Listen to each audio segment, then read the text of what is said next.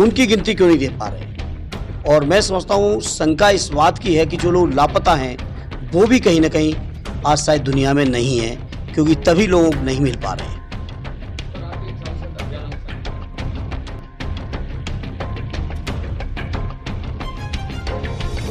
वोटों की डकैती, चुनाव आयोग को 500 लिखित एप्लीकेशन दी गई, शिकायतें दी गई, एक भी एप्लीकेशन पर कोई कार्रवाई नहीं की।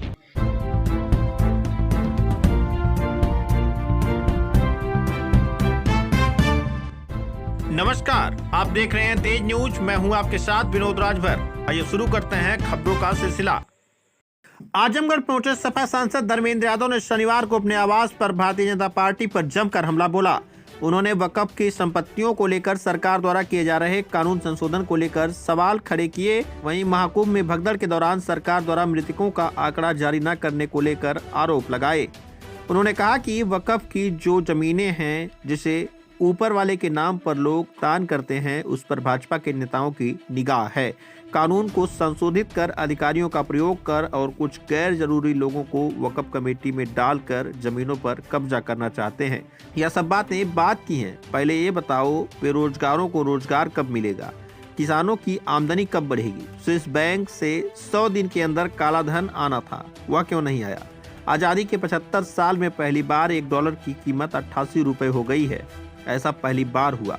इसका जवाब कब दोगे? प्रयागराज में कुंभ के दौरान कितने लोग मारे गए, इसका स्पष्ट आंकड़ा कोई मीडिया का साथी नहीं दे पा रहा है। वह बताते क्यों नहीं कि कितने लोग भगदड़ में मरे हैं? जब महाकुंभ में स्नान करने वाले की गिनती हो सकती है तो मरने वालों की गिनती क्यों नहीं? सरकार लापता लोगों की गिनती नहीं कर पा रही है। मुझे इस बात की आशंका है कि वह इस दुनिया में नहीं है, क्योंकि यह सभी लोग नहीं मिल पा रहे हैं। इस आवाज को हमारी पार्टी ने संसद में भी उठाया है। आजादी के 75 साल में देश में ऐसा पहली बार हुआ। मैंने बताया ना, भारतीय जनता पार्टी के लोग प्रशासनिक अधिकारियों का उपयोग करके वक्फी जो जमीनें हैं, जो जमीनें लोग ऊपर वाले के नाम पर सार्वजनिक हितों के लिए लोग दान करते हैं, उन जमीनों पर बीजेपी के लोगों की निगाह है। और इस कानून को संशोधित करके अधिकारियों का इस्तेमाल करके और कुछ गैर जरूरी लोगों को उन वक्फ के कमेटी में डाल के ये जमीनें कब्जा करना चाहते हैं। सर, यूसीसी के लिए अब उत्तराखंड सरकार लाई या महाराष्ट्र सरकार ला रही है, फिर केंद्र भी प्रयास करेगी? मैं कह रहा हूँ ये सब बातें बात की हैं। पहले ये बताओ, वो रोजगार कब मिलेगा जो 2 करोड़ हर साल वादा हुआ था? किसानों की आमदनी कब बढ़ेगी? वो जो 100 दिन के अंदर स्विस बैंक का काला धन आना था, वो क्यों नहीं आया? वो जो लोग कह रहे थे कि डॉलर के मुकाबले अगर रुपया गिरता है तो देश की साख गिरती है, तो मैं उन्हीं की अगर परिभाषा के हिसाब से बात करूं तो देश की साख आज़ादी से 75 सालों में सबसे ज़्यादा साख आज गिराई है भारतीय जनता पार्टी ने। 88 रुपए पे पहुंच गए हैं, $1 के मुकाबले रुपए 88 रुपए। तो आप सोचिए, इनका जवाब कब बीजेपी के लोग देंगे? विवादित चीज़ों को लाके, चर्चा को इधर उधर घुमा के, और आप मीडिया के साथियों का उपयोग करके, क्योंकि कोई मीडिया का साथी संख्या नहीं बता पा रहा है, या ऑफ द रिकॉर्ड बताते भी हैं तो वो ऑन एयर आप लोग नहीं दिखा पा रहे हो। तो ये जो केवल इमेज मैनेजमेंट का काम हो रहा है, इससे आगे, इससे ऊपर जाके लोगों के हितों में वास्तव में काम करना चाहिए। ठीक सर, थैंक यू। बहुत बहुत धन्यवाद। वोटों की डकैती, चुनाव आयोग को 500 लिखित एप्लीकेशन दी गई, शिकायतें दी गई, एक भी एप्लीकेशन पर कोई कार्रवाई नहीं की। इसीलिए हम लोगों ने मजबूर होकर संसद के अंदर चुनाव आयोग के लिए कफन का इंतजाम किया। क्या लग रहा है कि 27 का चुनाव हो पाएगा, इससे निष्पक्ष हो पाएगा? जनता आएगी मैदान में। 27 ये उपचुनाव में प्रशासनिक तांडव के मात्र से जनता देख रही है हर चीज का, और सबका जवाब देगी। और अभी लोकसभा में दिया है, कोई नई बात नहीं है। तो क्या लग रहा है कि लोकसभा में बहुत बेईमानी के बावजूद हमारे अलायंस की 43 सीटें जीती, 5 सीटें काउंटिंग में हराई गईं, और काउंटिंग से पहले की जो बेईमानी थी वो अतिरिक्त थी। अगर निष्पक्ष चुनाव होता तो 43 की जगह 60 से ज्यादा सीटें हम लोग लोकसभा में जीत चुके थे। क्या रणनीति रहेगी 27 के लिए? अब रणनीति बता देंगे तो रणनीति का तो आगे वो दूसरा इंतजाम कर, लेकिन हाँ एक चीज जरूर है, पीडीएफ परिवार प्रदेश का जनमानस आदरणीय अखिलेश जी के नेतृत्व में मजबूती से खड़ा होगा, और मैं समझता हूँ इस तरह की हर बेईमानी का जवाब जनमानस लोकतांत्रिक तरीके से देगा। दिल्ली में सर केजरीवाल जी की हार का कारण क्या रहा? कुछ मानते हैं कि चुनाव आयोग रहा है उसमें जिम्मेदार या जनता रही? नहीं, चुनाव आयोग तो हर जगह शामिल है, महाराष्ट्र में भी शामिल था। चुनाव आयोग ही उनका सबसे बड़ा टूल बना हुआ है। महाराष्ट्र में भी थे, दिल्ली के लोगों की भी यही शिकायत है।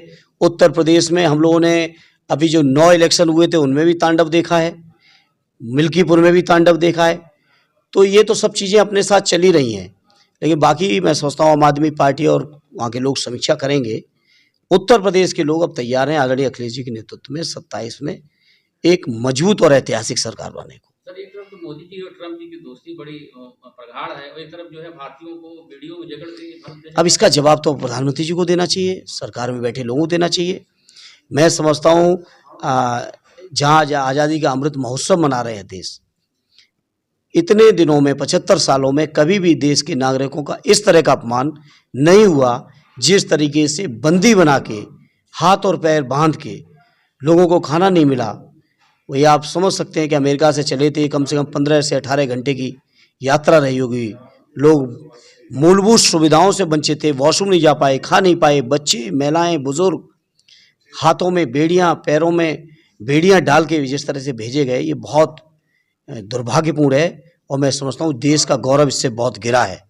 इस बात को संसद में भी समाजवादियों ने बहुत मजबूती से उठाया था। अब प्रधानमंत्री जी गए हैं, दोस्ती निभा रहे हैं, बहुत अच्छी बात है, लेकिन इन देश के लोगों के स्वाभिमान की भी चर्चा उनको वहाँ करनी चाहिए थी। जो वक्फ का सर बिल आ रहा है इसके लिए जेपीसी से हो चुका है और उसका विरोध मुस्लिम संगठन कर रहे हैं, लगातार कह रहे हैं कि हमारे ये हितों पर ये सरकार हमला कर रही है। पूरी तरह से कुठाराघात है। जो वक्फ की ज़मीनें हैं उन ज़मीनों पर भारतीय जनता पार्टी के लोगों की निगाह है। रक्षा की ज़मीनें लोगों को कौड़ियों के भाव बेची गई, रेल की ज़मीनें बेची गई, अब वक्फ की ज़मीनों पर इनकी निगाह है। क्योंकि जो वक्फ का आज का कानून है, इस कानून के हिसाब से ही ये ज़मीन नहीं कब्जा कर सकते थे, इसलिए कानून में संशोधन लाए हैं। जेपीसी बनी ज़रूर थी, अच्छी बात थी, लेकिन जेपीसी में किसी भी विपक्ष के सांसद की कोई भी राय, कोई भी संशोधन स्वीकार नहीं किया गया। और हद तो तब हो गई जब उनका असहमति पत्र जो होता है, जो संसद किसी भी सांसद को समिति में हक है कि वो असहमति पत्र दे सकता है और वो कमेटी की रिपोर्ट का हिस्सा होता है, वो कमेटी की रिपोर्ट का भी हिस्सा नहीं बनाया गया था। इसीलिए जब अभी परसों पेश हो रहा था बिल, दोबारा समिति का रिपोर्ट आ रही थी, तो हम लोगों ने विरोध किया। विरोध के बाद जरूर गृह मंत्री जी ने भी कहा और स्पीकर साहब ने भी व्यवस्था दी कि उनकी असहमति को इस रिपोर्ट का हिस्सा माना जाएगा। हालांकि बिल का हिस्सा नहीं माना, केवल रिपोर्ट का हिस्सा माना है। तो ये वालों का, स्नान करने वालों का डेटा तो रोज जारी कर रही है, लेकिन जो मौत हो गई उसके बारे में इसका जवाब सरकार को देना चाहिए। और जिस दिन से घटना हुई है, आदरणीय राष्ट्रीय अध्यक्ष जी और पूरी समाजवादी पार्टी प्रेस के माध्यम से, संसद के माध्यम से, हर प्लेटफॉर्म पर ये सवाल कर रहे हैं, लेकिन आज तक इस बात का जवाब नहीं है। कल ही मैं सुन रहा था मुख्यमंत्री जी अपनी पीठ थपथपा रहे थे कि 49 करोड़ से ज़्यादा लोगों ने स्नान कर लिया।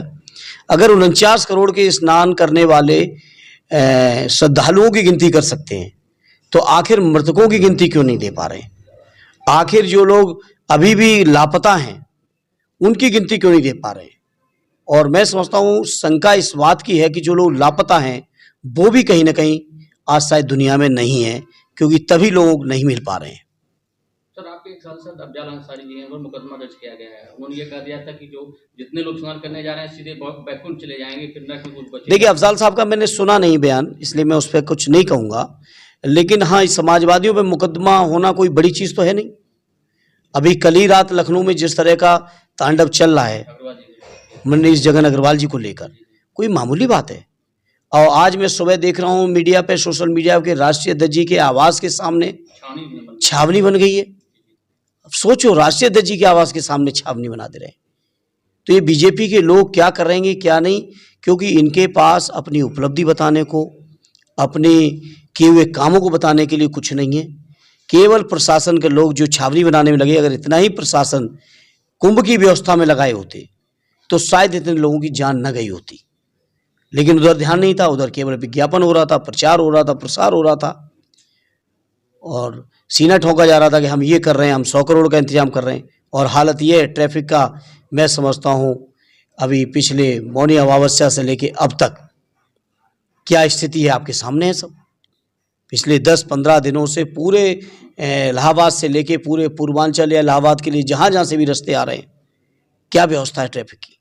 तो सर मिसमैनेजमेंट का शिकार हो गया है पूरा मिसमैनेजमेंट का शिकार है पूरी तरह से। केवल ये जो शैली है भारतीय जनता पार्टी की काम करने की, केवल विज्ञापन करना, प्रचार करना, प्रसार करना, अगर उस शैली की बजाय इन्होंने कोई बेहतर काम करने का प्रयास किया होता, इतने बड़े जो क्राउड के मैनेजमेंट के जो लोग अनुभवी लोग हैं उनका अगर इस्तेमाल किया होता।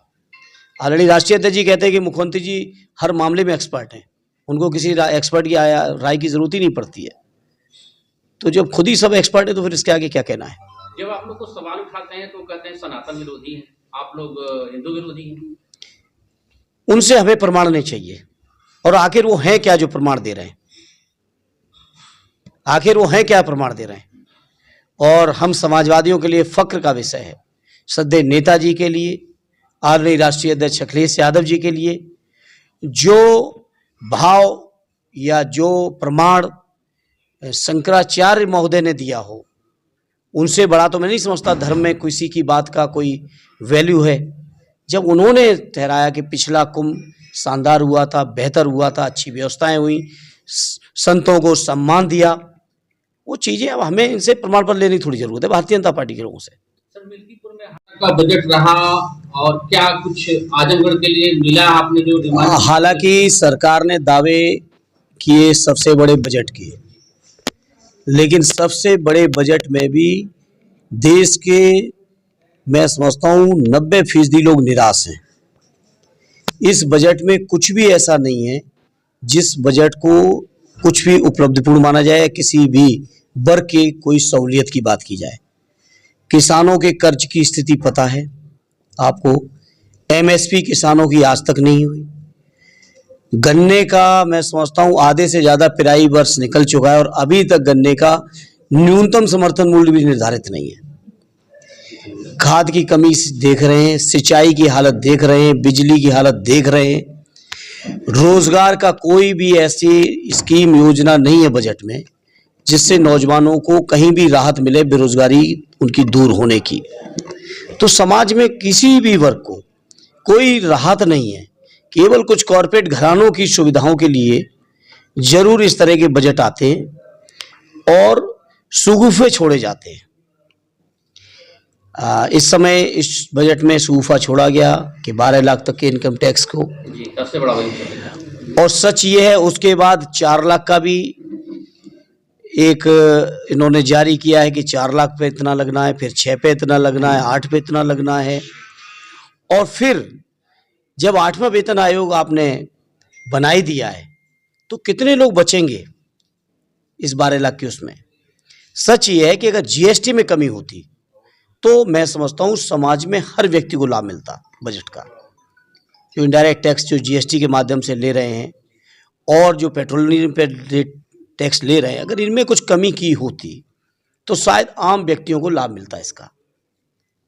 तो सर रेल बजट के लिए आपने कोई ट्रेन यहाँ डिमांड वगैरह की? नहीं, लगातार मांग की है, पिछले बजटों में भी की है, अभी भी रेल पे चर्चा जो द्वितीय फेस होगा 10 मार्च के बाद उसमें रेल पर चर्चा आएगी, चर्चा को भी दोहराएंगे।